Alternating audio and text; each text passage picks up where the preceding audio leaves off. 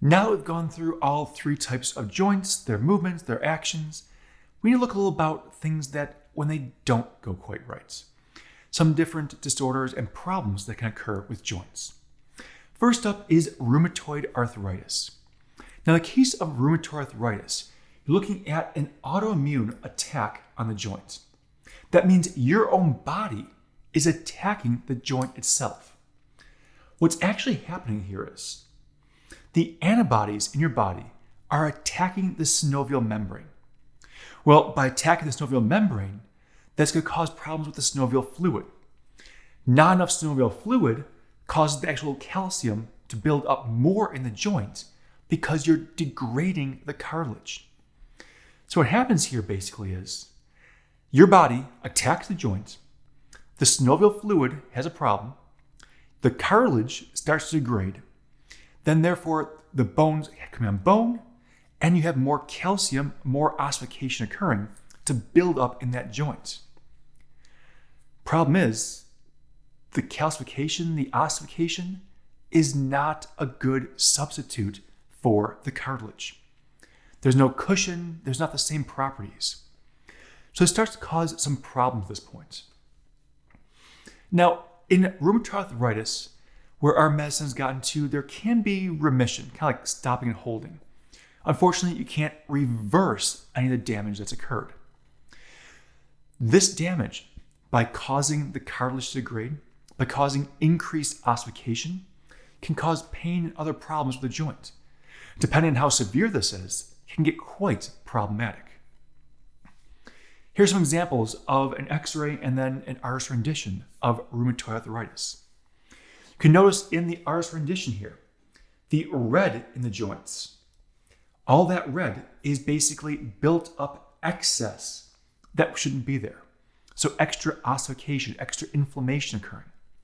That's causing the actual joints to push out of place. Now, this X-ray is not the same thing the drawing is based on. But you can see in the X-ray how this finger right here is definitely not aligned the way it should be. The carpals are not aligned with the metacarpals. What's happening is there's extra buildup of calcification occurring right there. Same right here and over here a little bit. All that extra calcification or mineralization is forcing the actual joints out of alignment, out of place, forcing them to have these fingers become problematic and very painful. And with these misalignments here, they're not able to really work the way they should. The joints aren't sliding back and forth freely. Now that is a more extreme case, but even mild cases of rheumatoid arthritis can start to be discomforting, painful, as inflammation kicks in and the joint itself isn't moving as smoothly or as easily as it should. Another type of arthritis is gouty arthritis. Now in this one, you see in the X-ray, look at the first big toe here. You can see all that kind of like wispy parts coming out. That's part of the uric acid crystals that are forming there. In gouty arthritis, uric acid crystals are going to form in the actual joint itself. What this does is it creates kind of like a pin cushion feel inside that joint, causing pain and discomfort because the buildup of the uric acid inside that joint itself. Now you can notice on the X-ray how this is really kind of pouching out here. So it's bulging out a little bit. That is the inflammation pushing out away from that joint because of all the uric acid crystals in that joint. So the idea of gouty arthritis. Osteoarthritis. Now, osteoarthritis is a low-grade inflammation, so it's not quite the same category as the previous two. It doesn't mean it's not a problem. It can still be problematic. But this low grade is still causing pain in the actual joints. Usually, it's due to abnormal wear and tear on the actual joints. Now, this abnormal wear and tear could be from an injury, could be from excessive use, just the same repetitive action over and over on this joint. But that causes the cartilage to start to wear down. As the cartilage wears down, it exposes the bone below it, which means the bone itself now can have bone-on-bone impact. So as you start to have destruction or reduction of the synovial fluid, that cartilage is having the brunt of the problem.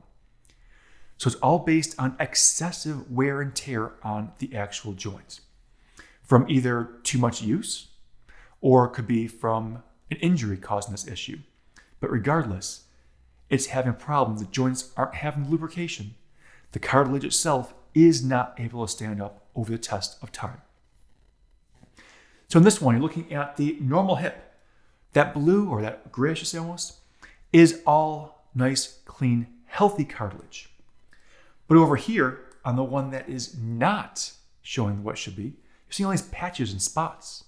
The cartilage is wearing through because it wasn't lubricated properly. The excessive wear is just getting right through the cartilage to cause potential bone-on-bone impact. So the idea of osteoarthritis.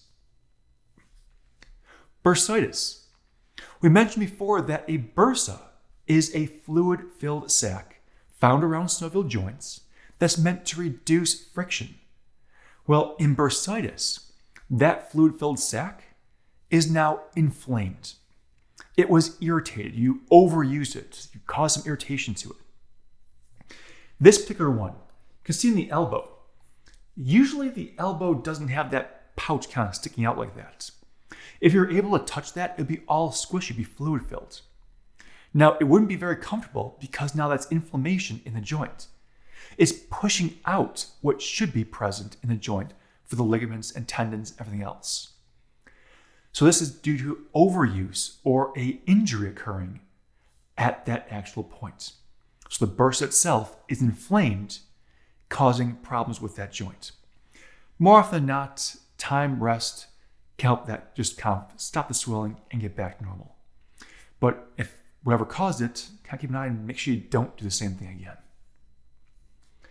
Dislocation and subluxation. Now, a dislocation is what we'll talk about first.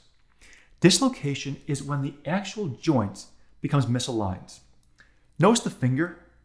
That's not how a finger is supposed to be bent. You don't have a finger bend sideways at the middle. So the actual interphalangeal joint here is bent sideways. And that's the problem. It's curved in the finger, not at the base of the finger.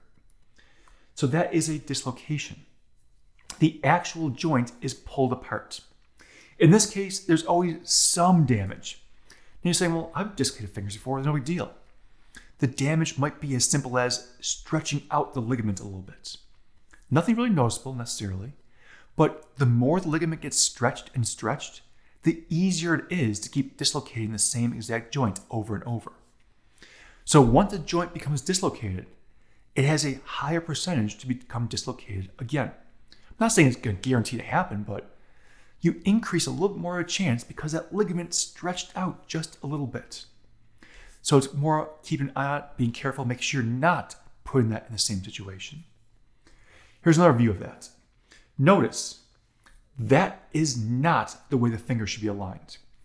That joint is completely dislocated. It's separated from where it should be. It should be in alignment, but they're separated off. The idea of dislocation. Now, a subluxation is a step down from a dislocation. I don't have any picture because it's not really a thing to show. But a subluxation is a partial dislocation.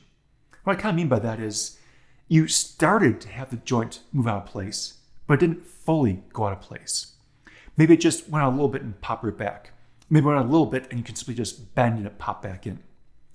So a subluxation does not always have damage associated because it's not a full dislocation of the actual joint. It just starts to move and then goes back. It's the idea of a subluxation. So dislocation, completely out. Subluxation starts and then doesn't necessarily go all the way. So a couple of different problems that can occur at joints. From arthritis, dislocation, subluxation, bursitis, the joints themselves, like give flexibility, they're also susceptible to injury and problems.